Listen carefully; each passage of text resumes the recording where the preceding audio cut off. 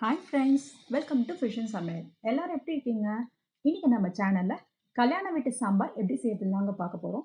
நம்ம கல்யாண வீடுகள்லையோ இல்லை ஹோட்டல்லையோ போய் சாப்பிடும் போது கிடைக்கிற டேஸ்ட்டு நம்ம வீட்டில் செய்யும் போது கிடைக்கிறது இல்லை. நான் சொல்கிற இந்த மெத்தடில் ட்ரை பண்ணி பாருங்கள். அந்த டேஸ்ட்டும் ஃப்ளேவரும் அதே மாதிரி கிடைக்கும். வாங்க வீடியோக்குள்ளே போகலாம். வீடியோக்குள்ளே போகிறதுக்கு முன்னாடி நீங்கள் நம்ம சேனலை சப்ஸ்கிரைப் பண்ணால் சப்ஸ்கிரைப் பண்ணிக்கோங்க, லைக் பண்ணுங்கள், ஷேர் பண்ணுங்கள், கமெண்ட் பண்ணுங்கள். ஃபஸ்ட்டு இந்த சாம்பார் செய்யறதுக்கு ஒரு பவுடர் ரெடி பண்ணணும். அதுக்கு ஒரு பேனில் கொஞ்சமாக எண்ணெய் சேர்த்துக்கோங்க. சேர்த்துட்டு 1 டேபிள் ஸ்பூன் கடலைப்பருப்பு, 1 டேபிள் ஸ்பூன் துவரம்பருப்பு சேர்த்துக்கலாம். சேர்த்துட்டு 1 நிமிஷம் நல்லா வதக்கிக்கோங்க. இதில் 2 டேபிள் ஸ்பூன் அளவுக்கு தனியா சேர்த்துக்கிறேன்.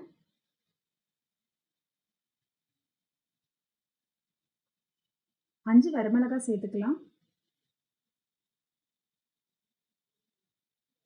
1 டீஸ்பூன் ஜீரகம், 1 டீஸ்பூன் வெந்தயம் சேர்த்துக்கிறேன். இதில் 1/2 கப் அளவுக்கு துருகின தேங்காவை சேர்த்துக்கோங்க. இப்போ இது எல்லாமே கலர் சேஞ்ச் ஆகாமல் நல்லா ஃப்ரை பண்ணி எடுத்துக்கோங்க. இந்த பவுடர் தான் இந்த சாம்பாருக்கு டேஸ்ட் கொடுக்க போகுது.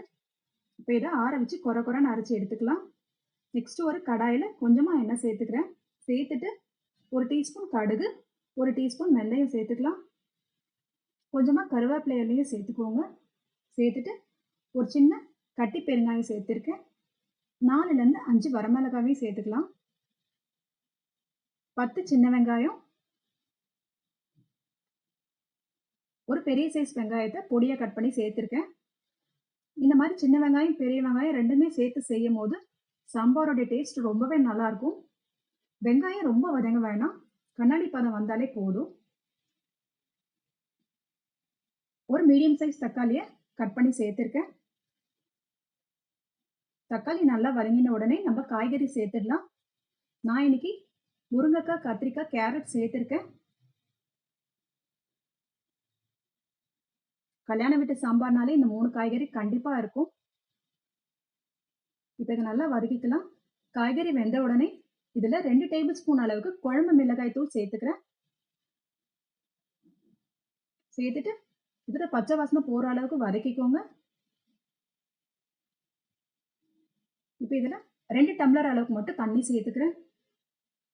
சேர்த்துட்டு சாம்பாருக்கு தேவையான அளவுக்கு உப்பையும் சேர்த்துக்கோங்க. நான் இன்னைக்கு 4லேருந்து 5 பேர் சாப்பிட்ற அளவுக்கு சாம்பார் செய்கிறேன். இப்போ இதை 5 நிமிஷத்துக்கு நல்லா கொதிக்க விடுங்க.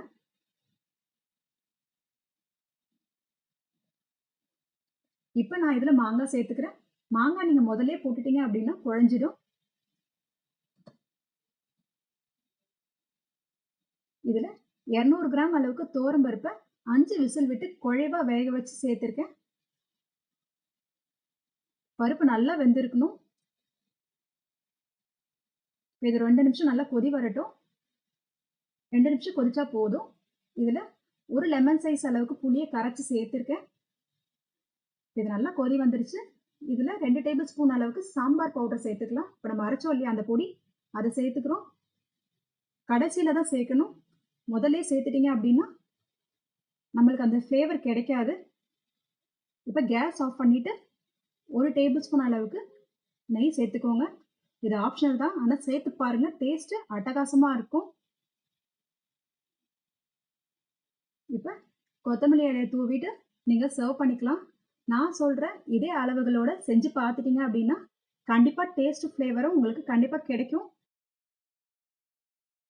நம்ம சேனலை சப்ஸ்கிரைப் பண்ணால் சப்ஸ்கிரைப் பண்ணிக்கோங்க. தேங்க்ஸ் ஃபார் வாட்சிங். பாய், see you.